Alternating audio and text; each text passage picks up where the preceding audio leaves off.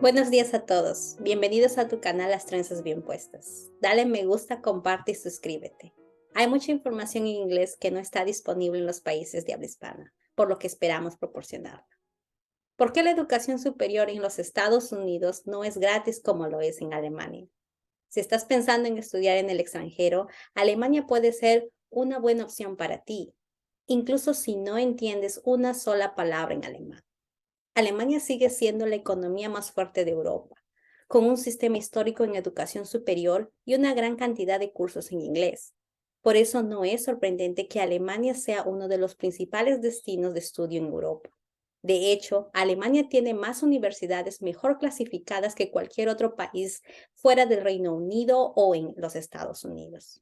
Mejor aún, la mayoría de carreras universitarias en Alemania no cobran tasas de matrícula para ciudadanos alemanes, ciudadanos en la Unión Europea o extranjeros. Si planeas estudiar en Alemania y no eres ciudadano de la Unión Europea, agregaré en los comentarios un video que muestra los pasos para aplicar a las universidades en Alemania de forma online. Aunque la información esté en inglés, espero que les sirva. Algunas de las ventajas de estudiar en Alemania está en que las universidades públicas son completamente gratuitas. No tienen que pagar ninguna cuota de matrícula en absoluto. Otra ventaja es la calidad de la educación que recibirás, ya que cumplen estándares realmente altos que pueden beneficiar a cualquier estudiante en cualquier parte del mundo. Pero la matrícula no siempre fue gratuita en Alemania. En 1970, los estudiantes tenían que pagar entre 120 y 150 marcos alemanes, o entre 33 y 42 dólares americanos por semestre. Y esto pasó hasta 1971, cuando estos cobros fueron abolidos en respuesta a las protestas estudiantiles. El argumento era que el gobierno ganaría aún más dinero con las universidades gratuitas porque la educación gratuita significaría que más personas estudiarían, lo que los llevaría a ganar más dinero y por lo tanto a pagar más impuestos. De esta manera, las universidades gratuitas, incluso para los estudiantes extranjeros, podrían ser rentables si un número suficiente de ellos se quedaba a vivir y a trabajar en Alemania durante al menos unos años. En el 2006, nuevamente, Alemania intentó restablecer las tasas de matrícula hasta de 1.000 euros por año o 796 dólares, pero fue abolido nuevamente en el 2008. Se dijo que el acceso gratuito a la educación superior preservaría el crecimiento económico y el bienestar del país a mediano y largo plazo. Alemania también ve el valor de los inmigrantes. Con tasas de matrícula cero, Alemania sabe que muchos estudiantes internacionales comenzarían a venir a Alemania, quienes a su vez trabajarían en empresas en Alemania, que mejoraría la fuerza laboral de su país. Pero, ¿de dónde sacan las universidades en Alemania el dinero para mantener sus puertas abiertas? Hoy en día, todas las instituciones de educación superior en Alemania reciben un presupuesto del ministerio responsable del estado en el que se encuentran y también del Ministerio Federal, en base a negociaciones anuales y semestrales. El presupuesto universitario también se complementa con acuerdos adicionales entre las instituciones de educación superior y el Estado en relación con la admisión de un nuevo número adicional de estudiantes. También existen programas de financiamiento adicional por parte del Ministerio Estatal y Federal para apoyar y promover las investigaciones en la competencia por la excelencia. En comparación con los Estados Unidos, las instituciones de educación superior en Alemania continúan siendo generosamente financiadas por el Estado. Las universidades en Alemania también deben informar si reciben algún financiamiento de otras fuentes, ya sea de donaciones, de personas privadas o de empresas privadas. La educación en Alemania por parte de ciudadanos alemanes o estudiantes internacionales significa que los actuales contribuyentes alemanes están pagando por la educación de estos estudiantes y cuando estos estudiantes comiencen a trabajar en Alemania, también comenzarán a pagar la educación de otros nuevos estudiantes, porque el dinero tiene que venir de alguna parte. Europa tradicionalmente tiene impuestos más altos que los Estados Unidos, lo que permite que estos países, incluidos Alemania, ofrezcan servicios sociales adicionales como atención médica universal, mejor transporte público y matrículas universitarias gratuitas. En cambio, en los Estados Unidos es diferente.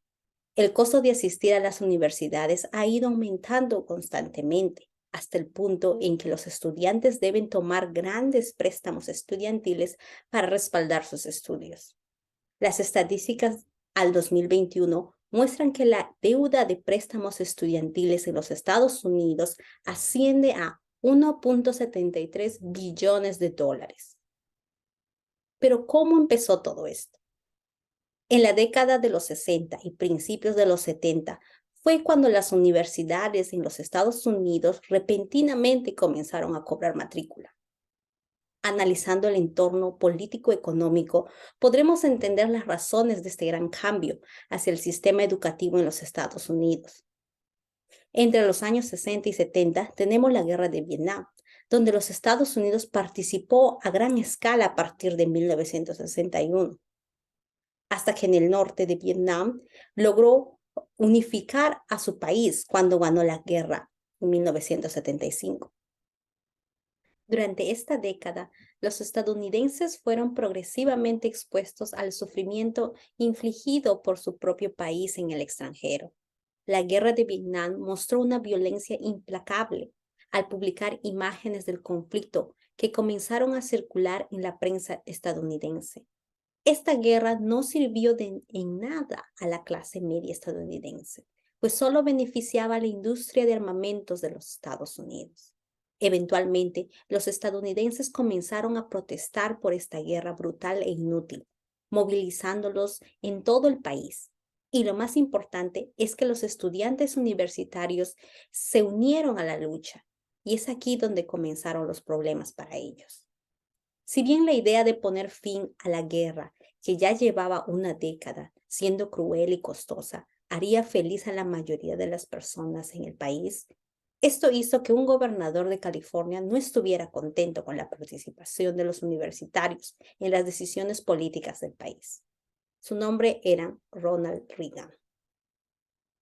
En este momento, dos cosas eran ciertas. Las universidades de California no cobraban matrícula universitaria a los residentes del estado y Ronald Reagan acababa de ganar su segundo mandato como gobernador de California. Como conservador y partidario feroz de la guerra de Vietnam, todas estas protestas que ocurrieron en los campus universitarios de California perturbaban profundamente a Ronald Reagan, pues desafiaban la posición del gobierno frente a la guerra de una manera muy pública.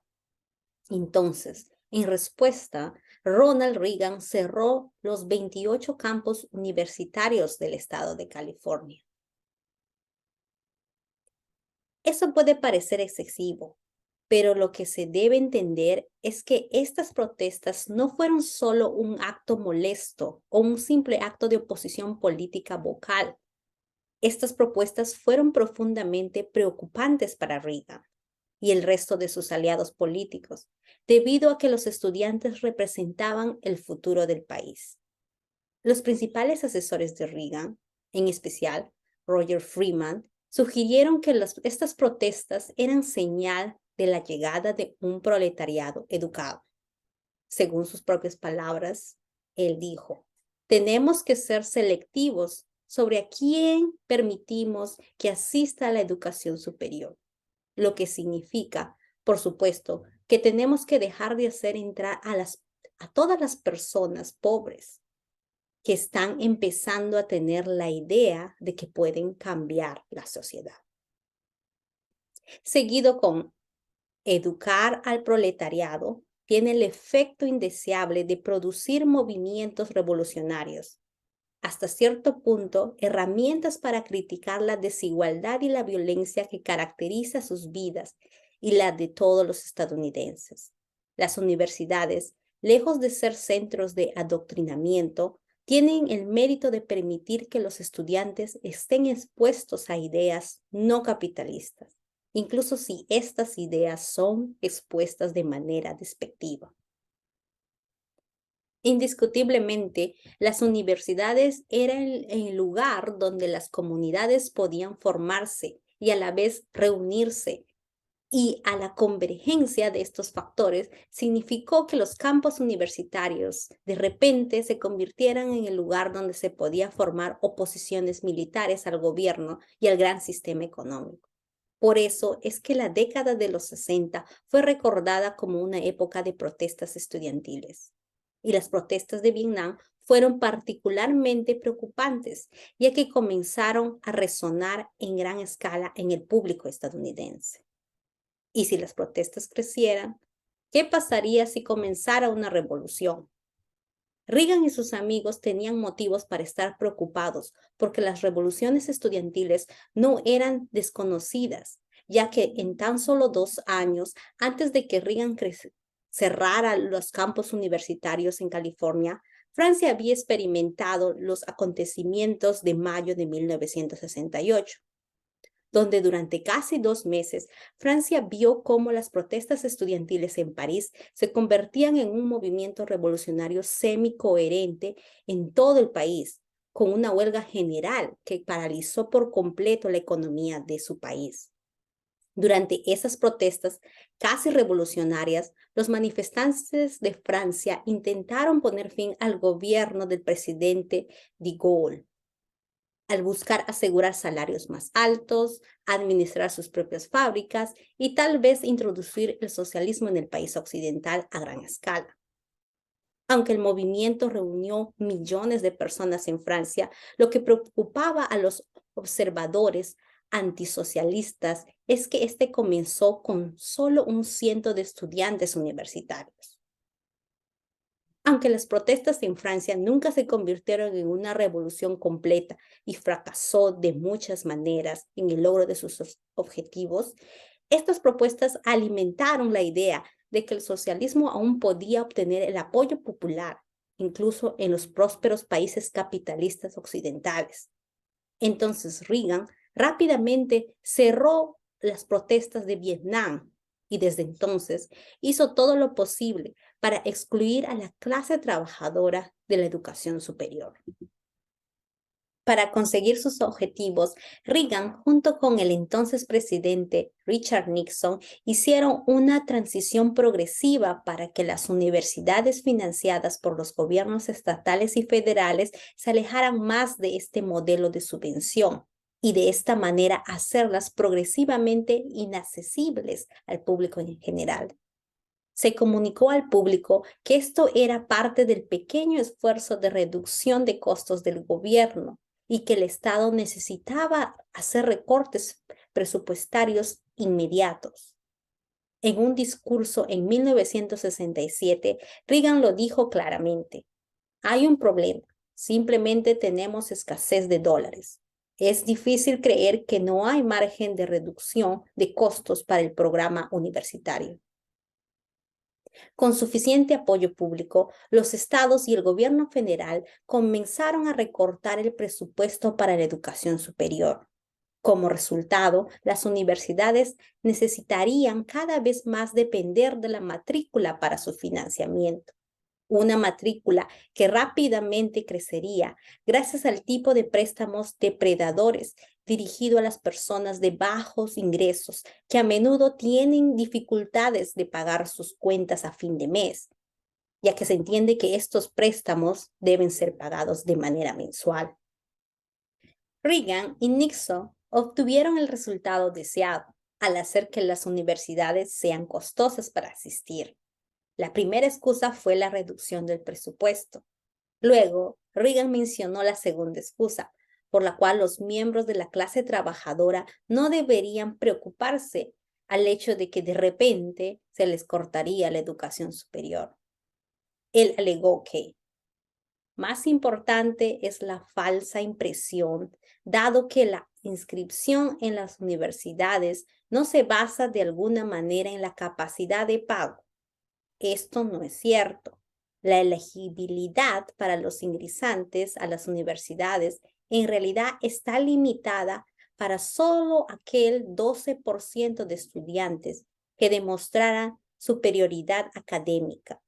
En este principio, el 88% de los estudiantes de secundaria no pueden ir a la universidad sin importar su situación financiera o sus deseos.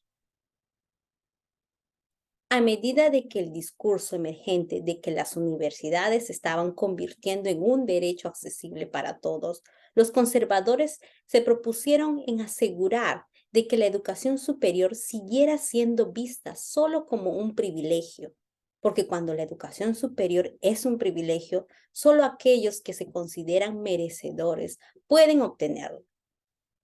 Esto fue genial para los conservadores políticos, porque apeló a la idea de que el trabajo duro y el talento natural por sí solos impulsarían a la sociedad a un lugar donde pudieran desarrollar sus habilidades, incluso si las situaciones socioeconómicas de cada estudiante no era igual. O sea que no todos tenían las mismas ventajas económicas por igual, desde el principio. Los conservadores presentaron con éxito la inclusión como una compensación entre oportunidad y calidad, como si no pudieran tener ambos. Apelaron al valor de la excelencia para justificar la reproducción social de la élite más pudiente en el país, accesible solo para los más afortunados y los más merecedores de las clases bajas. Hoy en día, muchos de estos discursos siguen dando vueltas en todo el mundo como una manera de justificar su teoría de el no ofrecer educación superior para todos por igual. Como sabemos, este falso discurso sobre la reducción de los costos gubernamentales resulta muy ridículo, ya que en realidad nunca ha sucedido dicho ahorro, debido a que el dinero fue usado específicamente para incrementar el poder de la fuerza militar estadounidense. Lo más cercano que los Estados Unidos han logrado tocar el tema de la educación superior gratuita sucedió cuando en el 2020 Bernie Sanders propuso en su campaña presidencial ofrecer educación universitaria gratuita, la cual resultó en la pregunta del millón por parte de los políticos, de que cuánto costaría esto para todos los americanos. En vez de tratar de explicar de cómo, siendo los Estados Unidos el país con más influencia y uno de los más ricos del mundo, no era lógico el cómo no podía descubrir la manera de resolver este problema, cuando muchos países desarrollados han sido capaces de brindar educación superior gratuita para sus ciudadanos durante ya décadas. Por ejemplo, en un estudio en el 2013, la inscripción universitaria para estudiantes de familias de bajos ingresos fue casi la mitad que la de familias de altos ingresos. Este es el resultado de la transición a un costoso modelo universitario, el que ha cortado a la clase trabajadora de uno de los lugares de emancipación y organización colectiva, el lugar donde se hace posible que un país se desarrolle.